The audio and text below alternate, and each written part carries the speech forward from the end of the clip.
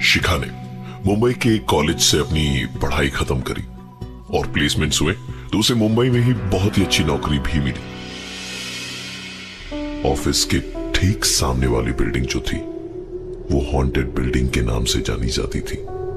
Building कोई बहुत पुरानी नहीं थी, बस कभी पूरी नहीं बन पाई।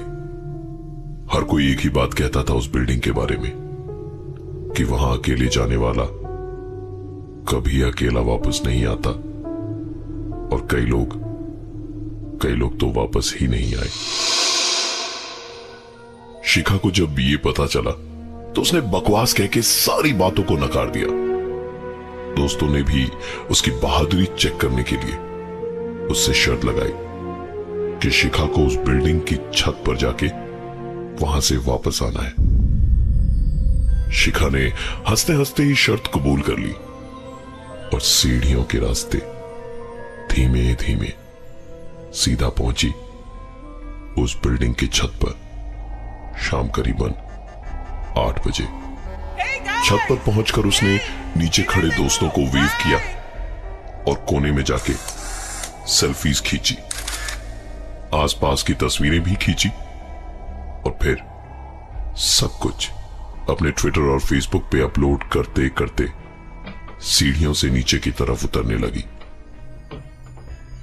जब फर्स्ट फ्लोर पे पहुंची तो देखा सीढ़ियों के पास एक बच्चा घुटनों में अपने मुंह को छुपाए बैठे रो रहा था। शिखा उसके पास गई और उससे पूछा, क्या हुआ, तुम रो क्यों रहे हो?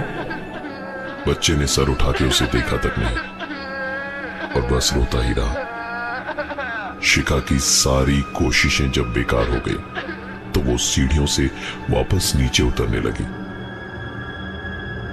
अगले माले पर उसने जो देखा उसके बाद यहां वापस आने का कभी सवाल ही नहीं उठता था। अगले माले पे भी वही बच्चा बैठा रो रहा था।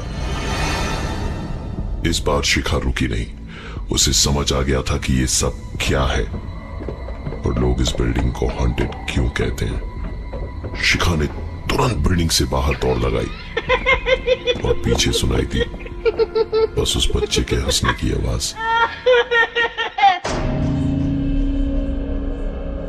उस हॉन्टेड बिल्डिंग से बाहर निकलकर शिखा ने दोस्तों से कोई बातचीत नहीं की और सीधा अपने घर चली गई। शिखा के सर में दर्द इतना था कि उसने बाम लगाई और अपनी ही मुट्ठी से सर पे मार मार के सर दर्द भगाने की कोशिश करने लगी। झटका उसे तब लगा जब उसने अपने सर पे मारना बंद किया, क्योंकि जिस घर में शिखा अकेली रहती थी उस घर में किसी और का हाथ उसके सर पे अपनी मुट्ठी से मार रहा था। शिखा की उसके दोस्तों से शर्त लगी थी तो अपनी ऑफिस के सामने वाली हॉन्टेड बिल्डिंग में गई और उसी बिल्डिंग से वापस नीचे उतरते वक्त उसे एक बच्चा दिखा जो घुटनों में अपना सर छिपाए रो रहा था। और वही बच्चा उसे दोबारा और एक माले पर रोता हुआ दिखाई दिया तो शिखा समझ गई थी कि आखिरकार ये क्या था।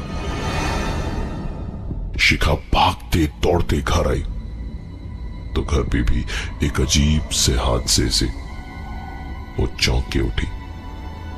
कमरे में अंधेरा था और कमरे का दरवाजा जो हॉल से जुड़ा हुआ था वो खुला पड़ा था। शिखा ने उस बिल्डिंग के बच्चे को अपने कमरे के दरवाजे के ठीक सामने खड़ा देखा और इस बार शिखा चीख पड़ी, कौन हो तुम? क्यों मेरे पीछे पड़े हो? क्या बिगाड़ा है मैंने तुम्हारा?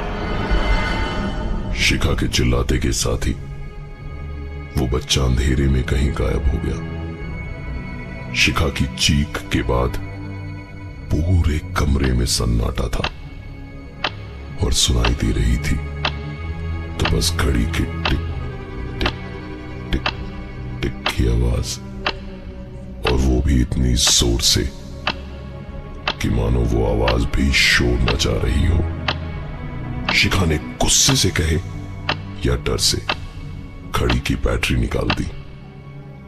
पर आश्चर्य की बात यह है कि उसके बावजूद वो आवाज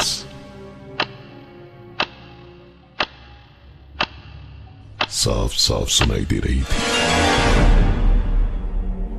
शिखा दौड़ती हुई दूसरे कमरे में गई और तुरंत अपने बॉयफ्रेंड वैभव को फोन किया और उसे रोते रोते पूरी बात बताई। वैभव वैसे तो इन सब चीजों को मानता नहीं था, लेकिन शिखा की फिक्र में भागा भागा आया और शिखा का डर मिटाने के लिए उसने पूरे घर में घूम के हंसते हंसते ही कहा, अरे भूत साहब, थैंक यू हो आपका। अरे रोज ऐसे ही डराएंगे तो मैडम के साथ थोड़ा वक्त बिताने का हमें समय भी मिलेगा। शिखा ने वैभव से कहा कि उसे यहां बहुत अजीब लग रहा है, तो वैभव उसे अपने घर की ओर ले गया। शिखा का आना जाना वहां था, इसलिए वैभव की बिल्डिंग का चौकीदार भी शिखा को पहचानता था। जब वो बिल्डिंग में घुस रहे थे तो चौकीदार ने वैभव से पूछा, अरे साहिब, ये बच्चा कौन है आपके साथ आज? शिखा के पैर वहीं जम गए थे और वो इधर उधर देखने लगी। वैभव ने शिखा से कहा, मैडम, ये इनकी आदत है। हा? रात को 10 बजे के बाद, साहब अंग्रेजी भी बोलते हैं, 4 पेग ढकेलने के बाद। हाँ, कल रात को मेरे मामा जी भी दिख रहे थे इनको मेरे साथ। तुम डरो मत, चलो मेरे साथ आराम से। शिखा लिफ्ट में तो चली गई, पर बहुत डरी हुई थी। पर चुप वो सिर्फ इसलिए थी क्योंकि वैभव था उसके साथ में। 6th फ्लोर पहुंचने के बाद दोनों ने लिफ्ट से निकलकर लिफ्ट का दरवाजा बंद किया और वैभव अपने घर का ताला खोलने लगा। इस बीच लिफ्ट 7th फ्लोर पे गई और वापस 6th फ्लोर पे आके रुकी। शिखा ने पलट के देखा, लिफ्ट का दरवाजा हल्का सा खोला। लिफ्ट के अंदर कोई भी नहीं था, पर आवाज एक ही आ रही थी, please close the door, please close the door, please close the door, please close the door. Shikha की अपने दोस्तों से हॉन्टेड बिल्डिंग में जाने की शर्त लगी, जो उसने पूरी भी करी। लेकिन उसके बाद अपने ही घर में उसे इस कदर डर लगने लगा कि वो अपने बॉयफ्रेंड के साथ उसके घर चली गई। लिफ्ट 6th फ्लोर पे रुकी हुई थी और शिखा की आंखों के सामने लिफ्ट का दरवाजा हल्का सा खोला।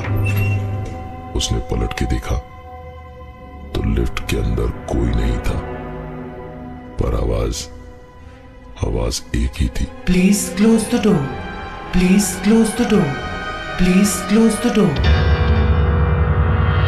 शिखा लिफ्ट की ओर एकटक देख रही थी कि तभी लिफ्ट का दरवाजा हल्का सा बंद हुआ और उसे लिफ्ट में वो बच्चा दिखाई दिया, जिसे देखते ही शिखा की चीख निकल पड़ी। वैभव ने तुरंत उसको संभाला और थोड़ा झल्लाते हुए कहा, प्लीज यार, मेरी बिल्डिंग में कोई तमाशा मत करो, अगल बगल पड़ोसी है, पता नहीं कोई क्या सोचेगा। किसी तरह शिखा को समझा बुझा के उसे संभालते हुए वैभव ने उसे शांत किया और जब शिखा को देर रात नींद आ गई तो वैभव खुद सोने गया। रात तकरीबन 1 बजे शिखा बाथरूम जाने को उठी तो देखा वैभव गहरी नींद में सो रहा था। बाथरूम की लाइट जला के दरवाजे को लॉक करे शिखा उससे पहले ही ये देख शिखा जोर से चीखी। वैभव भागते हुए बाथरूम में आया और दांत भींच के बोला, अकड़ डरपोक हो, तुम मान क्यों नहीं लेती तुम? पता नहीं शर्त लगा के क्या देख लिया तुमने जो बार बार चीखे जा रही हो? अब एक बार भी चीखी और पड़ोसी ने हंगामा किया ना तो रात को सड़क पे सोना पड़ेगा, समझी? और ये तुम्हारा जो भूत है वो सिर्फ तुम्ही को क्यों दिखाई दे रहा है? हाँ, मुझे क्यों नहीं दिखाई देता वो? शिखा चुपचाप छोटा सा मुंह लिए रोते रोते वैभव से कहने लगी, मुझे प्यास लगी है। उसकी हिम्मत बढ़ाने के लिए वैभव ने कहा, शिखा, डरने की कोई बात नहीं है, मैं कमरे में ही हूं, आप खुद जाओ और फ्रिज से पानी लेकर आओ। शिखा ने कमरे से बाहर कदम रखा और हॉल में जाकर पानी लेने के लिए जैसे ही फ्रिज का दरवाजा खोला तो वो बच्चा फ्रिज में बैठा मुस्कुरा रहा था। शिखा इस बार चीखी नहीं, बल्कि उसने फ्रिज का दरवाजा जोर से बंद किया और कमरे की ओर भागी जहां वो और वैभव सो रहे थे। उसने तुरंत कमरे का दरवाजा बंद किया। शिखा हांफती हुई पलटी और वो वैभव को जगाए इससे पहले ही उसकी सांस और आवाज हलक में अटक के रह गई थी, क्योंकि बिस्तर के बगल में वो बच्चा और वैभव दोनों घुटने में सर छिपाए एक साथ रोए जा रहे थे।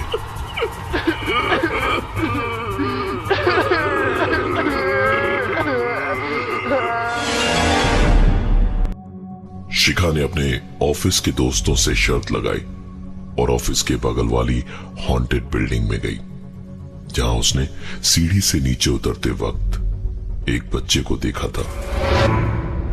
उसके बाद वही बच्चा शिखा को कहीं भी कभी भी नजर आ रहा था, इसलिए वो अपने बॉयफ्रेंड वैभव के साथ उसके घर चली गई।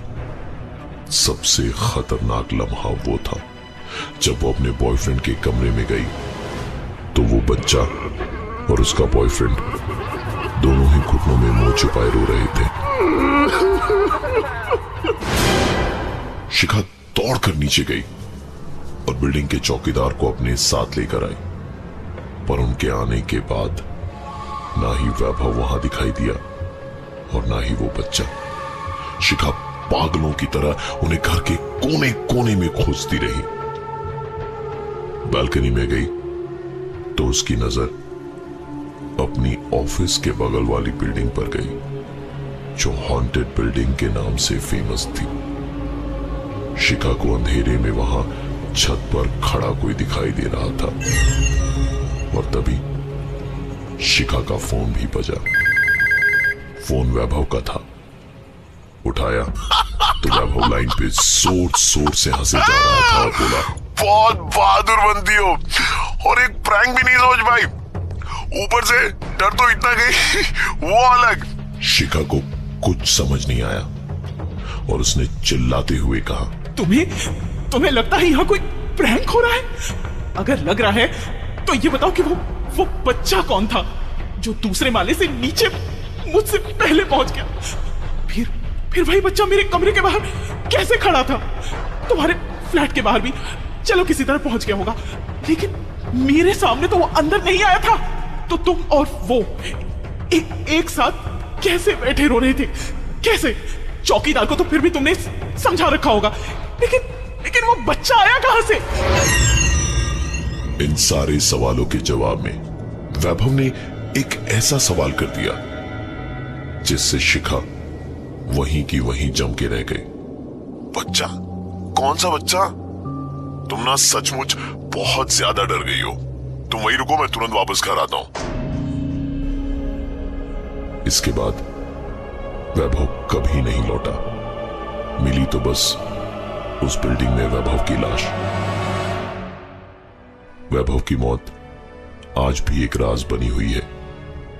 उस दिन के बाद से शिखा को हमेशा वो बच्चा कहीं ना कहीं दिखाई देता है और चाहकर भी शिखा किसी से मदद नहीं ले सकती, क्योंकि जब जब उसने किसी से मदद मांगी उस इंसान के साथ शिखा को वही बच्चा दिखाई दिया और उसके बाद उस इंसान के साथ कोई ना कोई हादसा जरूर हुआ।